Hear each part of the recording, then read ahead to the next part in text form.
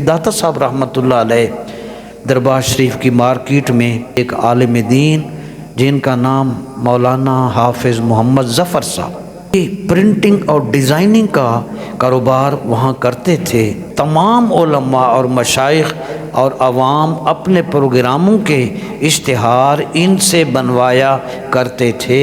ان کی وفات کے بعد جن لوگوں نے ان سے کام کرایا تھا تو انہوں نے یہ کم و بیش 35 لاکھ سے زیادہ رقم جو تھی انہوں نے ادا ہی نہیں کی۔ اور ایک اور قوم آ گئی، جی اسی تواڈے کول آندے رہندے سن، تواڈے والد صاحب ساڈے بڑے مہربان سن تے تسی ساڈا کم کر دیو۔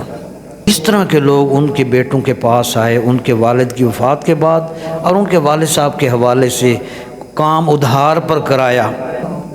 یہ جو وفات کے بعد لوگ آئے اور انہوں نے کام کروایا، وہ رقم بھی 40 لاکھ تک ہو گئی۔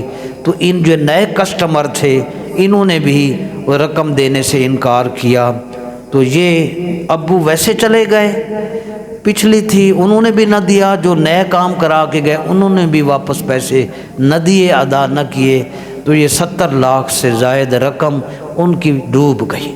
جی اب اطلاع یہ آئی ہے کہ ان کے بیٹے اور مرحوم کی بیوہ اس دکان کو سیل کر رہے ہیں۔ یہ ہمارا کردار ہے۔ ایمان سے بتاؤ، کیا ہم امام حسین کی شہادت کے پروگرام اور ان کا نام لینے کے قابل ہیں؟ حضرت عمر فاروق کا، صحابہ اہل بیت کا، حضور کی سیرت کا ہم کتنے بڑے پروگرام کراتے ہیں۔ کیا ہمارا کردار ہے؟ اشتہار کون بنواتے ہیں؟ اس کے محفلوں کے، مدرسوں کے اشتہار کوئی ان پڑھ جاہل لوگ کرواتے ہیں، پڑھے لکھے دین کو سمجھنے والے ہوتے ہیں۔